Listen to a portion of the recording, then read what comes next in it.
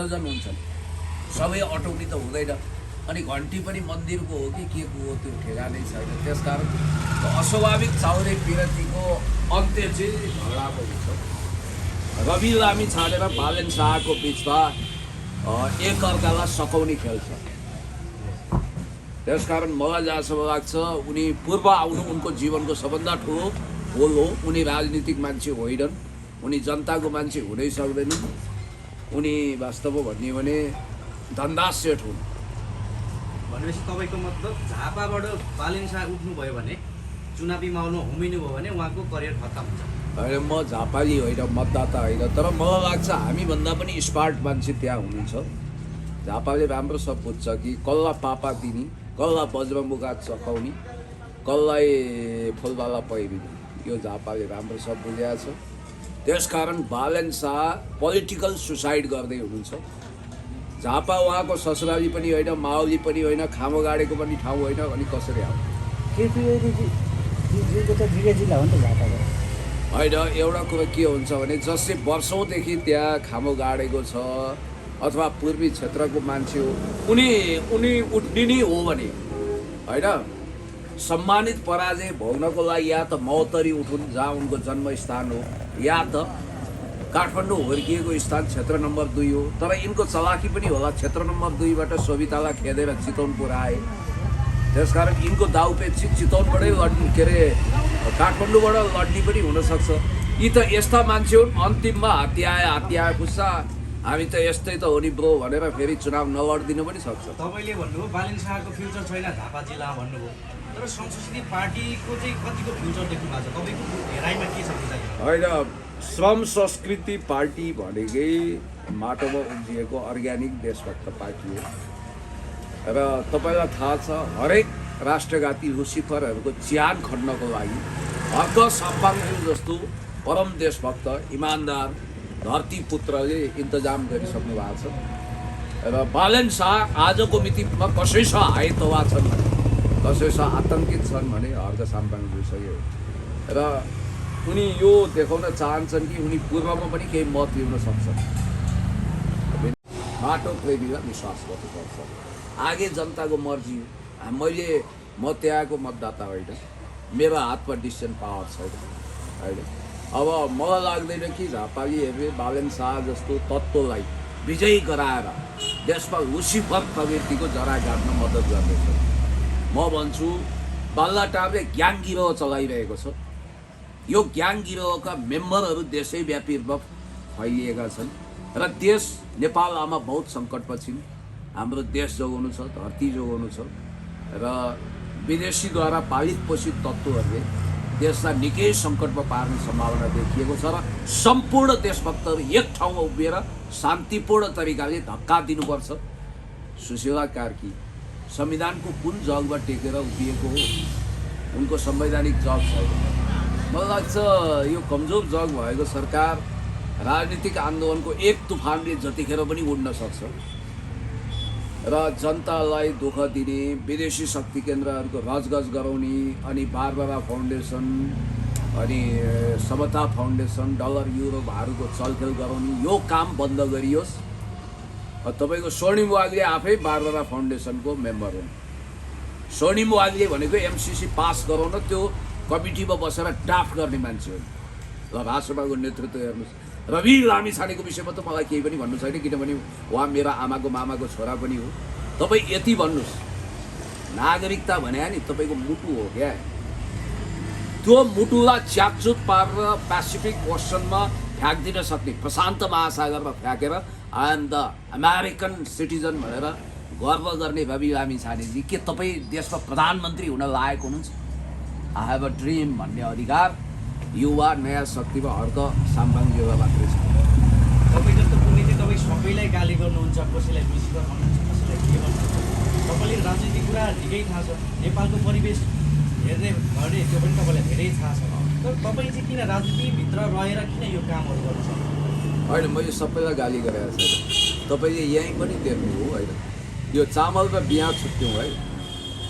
यो हाँसको थानमा हाँस, बकुल्लाको थानमा बकुल्ला हुन्छ, कुण्ड कुण्ड पानी हुन्छ, मुण्ड मुण्ड बुद्धि हुन्छ। भैया असल इमान्दार देशभक्तलाई देशभक्तै भन्छु, गलतलाई गलत भन्नुपर्छ। अब तपाईँले प्रश्न यस्तो व्यक्तिको बारेमा गर्नुहुन्छ जसको विषयमा मैले पोजिटिभ बोल्न चाहेर पनि सक्दिनँ, किनभने उनीहरूको पोजिटिभिटी छैन। देश जनता विकास समृद्धिको पक्षमा हिव बदुव चटाइ बगुद्री बसेर योगदान गर्ने कुनै पनि दक्षता क्षमता छैन। त्यस कारणले गर्दाखेरि मैले तारिफ गर्नै सक्दिनँ। के म हजारौँ लाखौँ घर भत्काउन तयार भएको दुष्ट हातलाई सलाम गरौँ?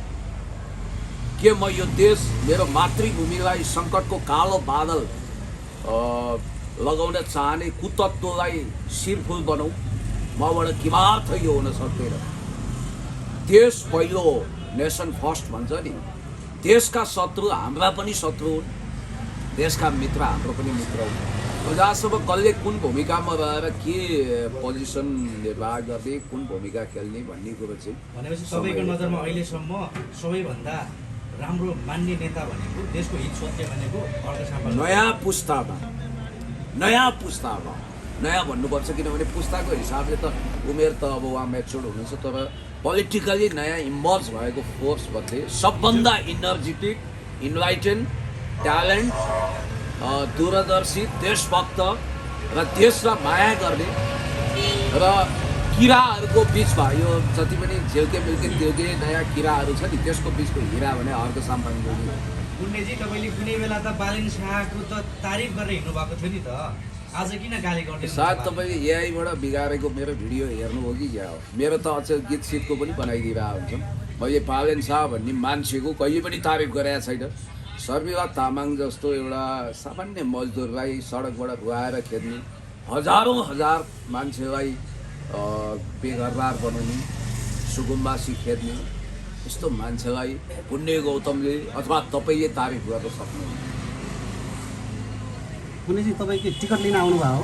होइन, यो सम्बन्धी व्यक्तिगत प्रश्न नगर्नुहोस्। म यसो धरान घुम्न आएको, यति सुन्दर सिटीमा घुम्न आउन मलाई अनुमति होइन। चुनावको मुखमा अहिले टिकट वितरण धमाधम भइरहेको छ धरानबाट। होइन, यस्तो हो क्या, चुनावको मुखमा चुनावी क्रियाकलाप हुन्छन्, सबै हुन्छन्। अब चुनावसँग खासै गोरु बेचेको साइनो नभएका मान्छे पनि एक ठाउँबाट अर्को ठाउँमा जान्छन्। म कमसेकम एउटा आदर्शको राजनीतिक मूल्यमा टिकौँ भन्छु क्या। म चाहिँ अलिक गान्धीवादी तरिकाको मान्छे हो। पद प्रतिष्ठा बिना पनि देशको सेवा गर्न तत्पर हुनुपर्छ। हेर्नु त अहिले ओहो, अब देशमा झन्डै 2 लाख मान्छेलाई प्रधानमन्त्री हुन मन छ। अब हर्क साम्पाङजीले डिजर्भ गर्नुहुन्छ। तपाईँले कतिले मनमनै म प्रधानमन्त्री राष्ट्रपति हुन्छु भन् ठानेका छन्, कतिले त्यत्तिकै। तर त्यो एउटा पहिला हर्कजीको पनि तारिफ गर्दै हिँड्थ्यो, भरे कहिले कुलमान कहिले रवि, कता कता लकिरको फकिर भएको एउटा नक्कली कपालवाला मोबाइल व्यापारी पनि प्रधानमन्त्रीको सपना देख्न थालेछ। भनेपछि काहीँ नभएको जात्रा हाँडी गाउँमा हुँदो रहेछ। प्रधानमन्त्रीको सपना भने सस्तो फाल्तु कुरा हो। अहिले गइरे भइरे नथु खैरे कुडा गरगड झार पत्करले देखेर हुन्छ। जो छ भिजन छ, मिसन छ, प्रतिबद्धता छ, डिग्निटी छ। मैले त भनेको छु, उद्देश्य के लिनु उडी चुनु चन्द्र एक। Why not? हर्क साम्पाङज्यूले भविष्यमा म नोबल शान्ति पुरस्कार पाउँछु भन्ने सपना पनि देख्न पाउनुहुन्छ क्या। किनभने आखिर हर्क साम्पाङज्यू जस्तै मान्छे त प्रधानमन्त्री हुने हुन्, नोबल पाउने हुन्। किनभने युनुस अन्सारी भन्ने अहिले बङ्गलादेशको प्राइम मिनिस्टरले नोबल पाउँछ भनेर कसैले इमेजिन गरेको थियो? पायो त। मो याङ भन्ने चाइनिज राइटर, उनले नोबल पाए। रविन्द्रनाथ ट्यागरले पाए। अब यहाँ मान्छे बेला गर्छन्। हर्क साम्पाङज्यूले म अमेरिकाको राष्ट्रपति हुन्छु त भने होइन नि। वंशजको नागरिक जसले नागरिकतालाई मुटुमा सजाउनु हो। I have a dream, Martin Luther किङले भनेको थियो नि, मसँग एउटा सपना छ, I want to be prime minister, then देशको भाग्य र भविष्य बदल्छु भन्न नपाउनु। तपाईँको नजरमा चाहिँ को हो त अबको प्रधानमन्त्री? नयाँ पुस्ताबाट आयो भने अफकोर्स हर्क साम्पाङ। बालेन पनि नयाँ पुस्ता हो नि? बालेन हजुर। पहिला उनी असल मान्छे भएर देखौन्, त्यसपछि देन मूल्याङ्कन गरौँ। First of all you have to be human being. तपाईँ त राजनीतिक विश्लेषक पनि हुनुहुन्छ। अहिले भर्खरै नेपाली काङ्ग्रेसको एउटा महाधिवेशन सकियो। यसमा चाहिँ तपाईँको ओरिजिनल र डुप्लिकेटको कुरा आइरहेछ, देउवा पक्ष र गगन पक्षको। यसमा के छ तपाईँको धारणा? गगनजीहरूले हतार नेभी सङ्घको पुनर्गठन गर्नु हो। बुढा नेभी सङ्घहरूको कुनै जमानामा once upon a time there was a king जमानाका मान्छे अहिले बुढा भइसक्यो। उनीहरूलाई एउटा हिड्किसो थियो, मोह थियो। अब गुरुराज घिमिरेजी उहाँको सभापति हुनुहुन्थ्यो, महामन्त्री बनाउनुभयो। उहाँको कन्टेम्पररी प्रदीप पौडेलजीवा उहाँले फेरि अर्को डबल महामन्त्री बनाउनुभयो। उपसभापति वा आफ्नै सभापतिलाई ल्याउनुभयो भनेपछि थापाकाजीले अब एक बारको जुनीमा सभापति बनिहालौँ न भन्ने रफुचक्कर चलाउनु। तर मलाई आशा छ न्यायको मन्दिर देउबाको प्रशंसा गर्न आएको होइन। देउबा यिनीहरू पनि पुँजीवादी कित्ताकै हुन्, यिनीहरूबाट पनि न्याय विचारको आश गर्नु हुँदैन। तर कमसे कम देश जलाउनेसँग र सिंहदरबार जलाउने, सर्वोच्च जलाउने अपराध चाहिँ यिनीहरूले गरेका छैनन् र तिनीहरूसँग गला जोडेनन्। एउटा रुग्ण 82 वर्षको पितृतुल्य आफ्नो सभापतिलाई खुकुरी हानिएको छ, रक्ताम्य भएको छ, कठैबरा भन्दैन, त्यो मान्छेसँग मानवीय संवेदना छ।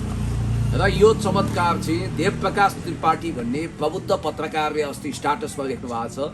अब यसको जिम्मेवारी उहाँले लिनुपर्छ है। फेरि आज दुर्गा प्रसादजीलाई पनि फेरि साइबरले करापझ्याप बनाउनको निम्ति पत्रचार गरिसकेका, न्युज आइसकेको छ। तपाईँहरूले कतिको अपडेट गर्नुभयो? जरा आस्था न्युजमा आइरहेको छ। हिजो के करोडौँको खेल निर्वाचन आयोगको भन्नुभएको थियो। अब यहाँ डर मर्नु छ, सत्य कुरो अथवा विभिन्न कुराहरू बोल्नु पनि अप्ठ्यारो छ। म यति चाहिँ भन्छु कि गगन थापा धेरै अगाडि एकजना प्रबुद्ध व्यक्तिले भाङ्ग्रेस गठन हुँदैछ भन्नुहुन्थ्यो कि भाङ्ग्रेस भनेको के रहेछ भने भारतीय कङ्ग्रेस रहेछ कि। तपाईँको यहाँनिर एउटा विचित्र के छ भने इन्डो वेस्ट काङ्ग्रेसले असली काङ्ग्रेसको आत्मामाथि छुरा जागेको अवस्था छ। जसले जे भन्नुहोस् नियमित महाधिवेशनवालासँग कमसेकम 60% मत थियो। अब यिनीहरू कति चलाक भने यो विशेष अधिवेशनको नाउँमा भोटिङै गरेनन्। किन गरेनन् थाहा छ? भोटिङ गरेपछि त्यहाँ हुने के रहेछ भने निर्वाचनको मत परिणाम हेर्छ। निर्विरोध किन गरे भने प्रतिनिधि त 30% भन्दा बढी भइन्छ अन्तिम दिन, अनि 30% भएपछि त भ्यालिड गर्न मुस्किल पऱ्यो नि त निर्वाचन आयोग। त्यसकारण गोजीबाट निकालेको लिस्ट पढ्दै सुनाउँदै नाम टाँस गरेर मलाई हार्दिक बधाई छ, शुभकामना छ, ताली भन्दै खादा उडे जस्तै। त्यसो भए निर्वाचन आयोग बिकेको हो त तपाईँको नजरमा? को भविष्यवाणी गर्नुभयो भने या त साइबरले दुर्गा प्रसाईमाथि अनुसन्धान गर्नु पर्यो, या त यो कुराको तपाईँको सत्यता जस्तो हुन्छ। त्यस कारणले गर्दाखेरि यो के हो त, सत्य असत्य, दुधको दुध पानीको पानी छुट्नु पर्यो भनेर भन्नुभयो नि त। त्यो भएको हुनाले हेर्नुहोस् अप्ठ्यारो समय छ।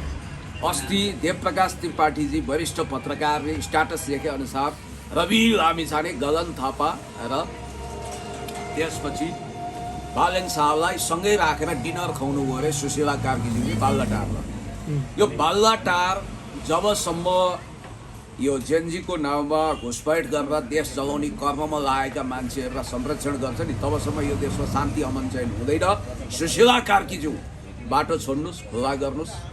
अब उहाँले चुनाव गर्ने छाटकाट पनि ल्याए जस्तो लागेन मलाई जहाँसम्म लाग्छ। अब हुन त पर्सि छ मनोनयन दर्ता, असामान्य स्थिति आयो भने आश्चर्य नमान्नुहोस्, किनभने गगन थापा, शेरबहादुर देउवा र यो तमाम खाले काङ्ग्रेसीहरूलाई निर्वाचन आयोगले बोलाएको छ र निर्वाचन सार्ने चाँजो पाजो हुँदैछ। के लाग्छ तपाईँको हिसाबमा चुनाव समयमा होला कि नहोला? हुनुपर्ने हो, गर्नुपर्ने हो, उनीहरूको दायित्व। गरेनन् भने पनि आकाशै खस्दैन, धरती नै फाड्दैन भन्ने मोडमा बसेका छन्। अब यस्तो हो, यिनीहरूलाई यो रासोपाको संरक्षक जस्तो हो सुशीला कार्की। यो मन्त्रीमण्डल रासोपाकै हो। एक महावीर पुन्जी रासोपा हुनुभएको छैन, कुन दिन निकालिदिन्छ। कुलमान घिसिङ जुन दिन म रासोपा होइन भन्नुभयो, थोरै कुलमानले हाँसेर राजीनामा दिएको हो, रोएर दिएको छ, उहाँलाई घोग्रे ठ्याक लगाइएको छ। याद गर्नुहोस् है, कुलमानजीले जुन दिन म रासोपा होइन बाबा, मेरो अघोषित अपहरण भयो भन्नुभयो नि, करापझ्याप बनाइयो भन्नुभयो नि, त्यसपछि उहाँले राजीनामा दिनु पर्यो। अब महावीर पुन जस्तो सज्जन व्यक्तिलाई क्याबिनेटबाट निकाले, यो क्याबिनेटमा देखाउन लायक व्यक्ति को हुन्छ र? त्यही भएर एकजना सोपिसको लागि राख्या हो। बिचरा अब मूलवासीको सज्जन छोरो, इमान्दार मान्छे, त्यसमा माया गर्ने मान्छे होइन भने यो लुसिफरवादी प्रवृत्ति बोकेका बारबरावाला, अनि त्यसपछि तपाईँको के अरे यो फितिबत मोमेन्टमा कुनै न कुनै रूपमा फन्डिङ गरेको संस्थाबाट परिचालित मान्छेहरूको होल्ड छ। अब जगदीश घिमिरेजी राजसभाबाट चुनाव लड्दै हुनुहुन्छ, देखिने कुरा हो। बब्लु गुप्ताजी लड्दै हुनुहुन्छ। यो क्याबिनेटका प्रधानमन्त्री सुशीला कार्की ज्यू नै अघोषित रूपमा राजसभाको संरक्षक हुनुहुन्छ त, कुरो सिद्धिको। त्यसकारण रासोपा भन्ने पार्टीलाई केन प्रकारेण पहिलो पार्टी वा बहुमतमा पुर्याउन सक्ने अवस्था देख्यो भने चुनाव हुन्छ, त्यो अवस्था देखेन भने बाहना पारेर टार्छ।